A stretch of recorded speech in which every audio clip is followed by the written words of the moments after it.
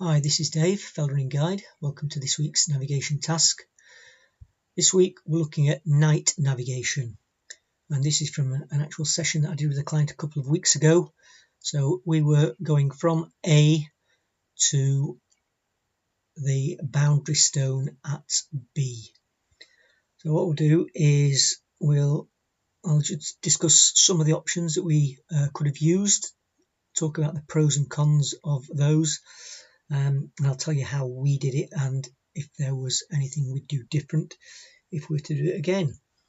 Now, the map we're using is the Ordnance Survey 1 to 25,000. So some things that we need to note.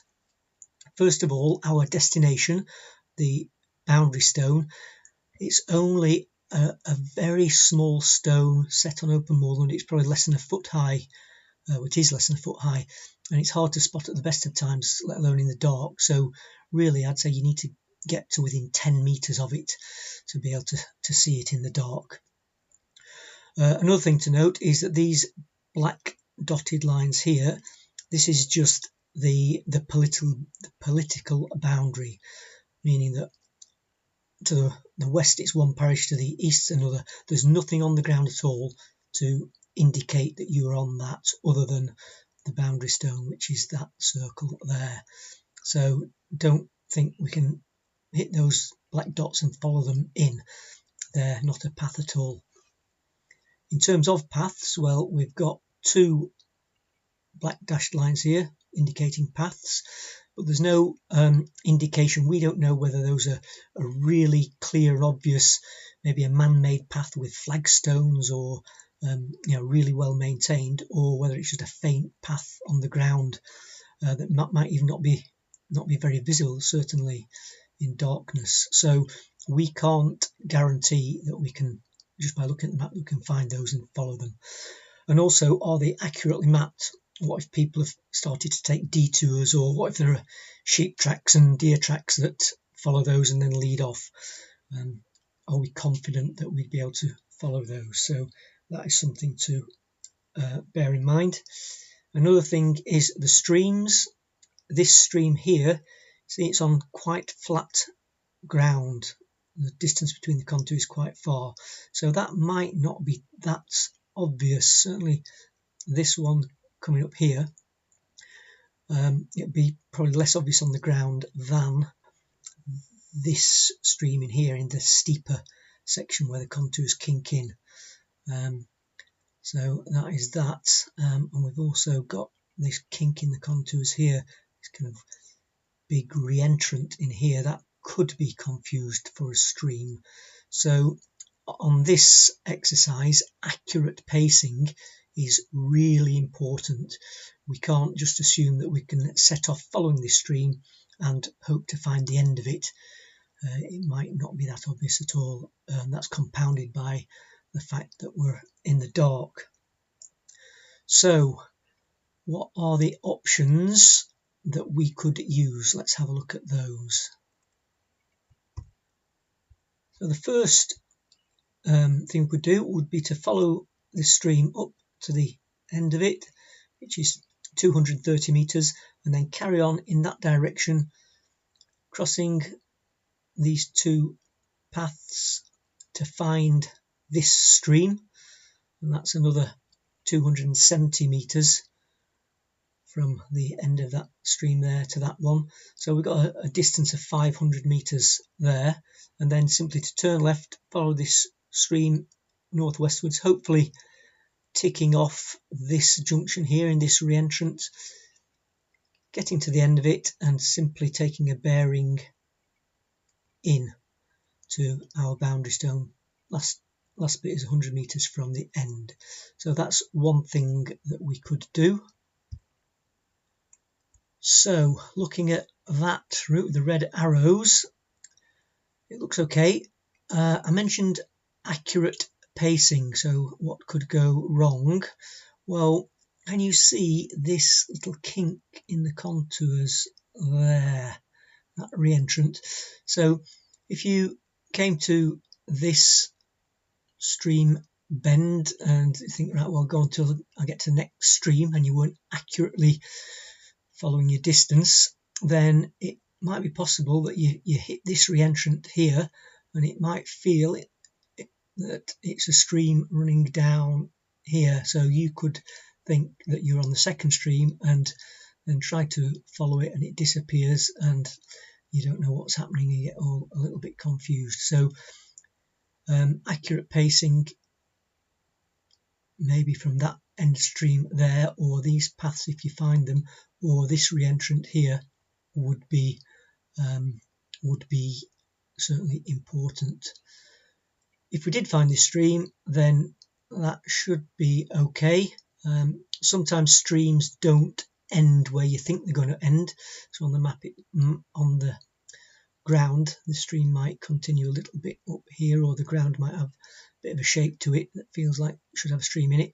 But the fact that you're going on that northwesterly bearing should lead you in there. So that may well work.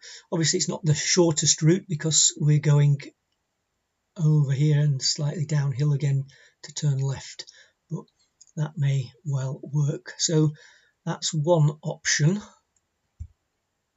Another option would be to come up the stream, find the end of it, and then another 50 meters to the path, turn left, follow the path, and get to the nearest point that we could to the boundary stone, and then just take a bearing from there and go in for the final little 50 meters or so to there.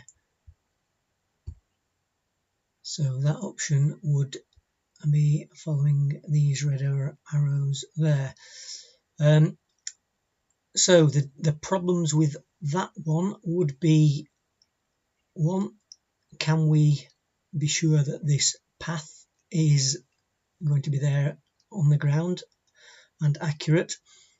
And secondly, the distance along here, 320 meters, what if you get your pacing slightly wrong and you think you're there but you're not? You're either a bit short or a bit far, and you turn right at 90 degrees and pace out, and you get to 75 meters and you haven't found the boundary stone. Then do you know that whether you've gone past it or whether you're short?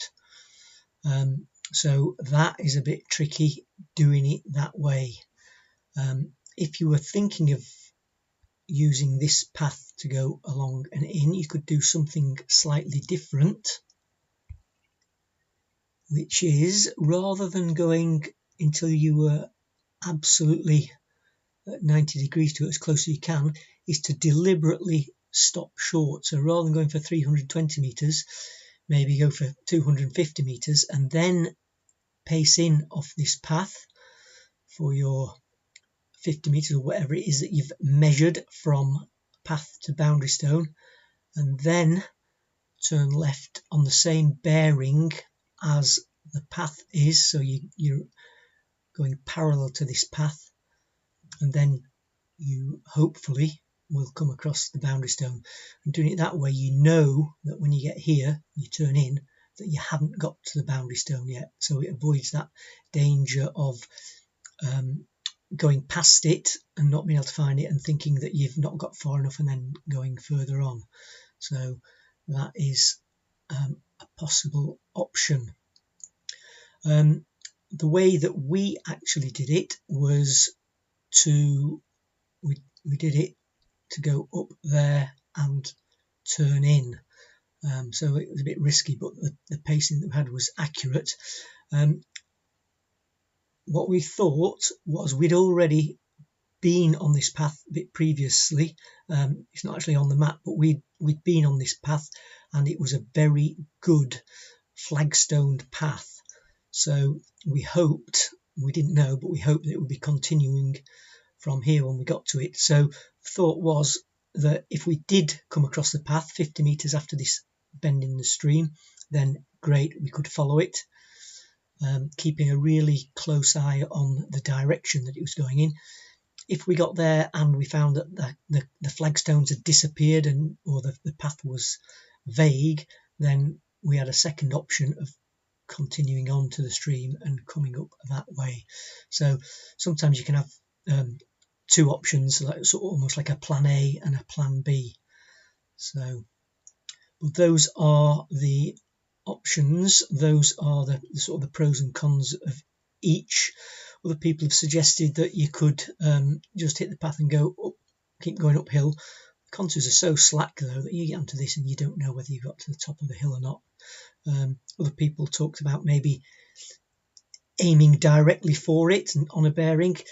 I'd say that's pretty risky, trying to pace an accurate bearing for more than 500 metres on rough moorland at night, looking for a stone that's 1 foot high in the vegetation.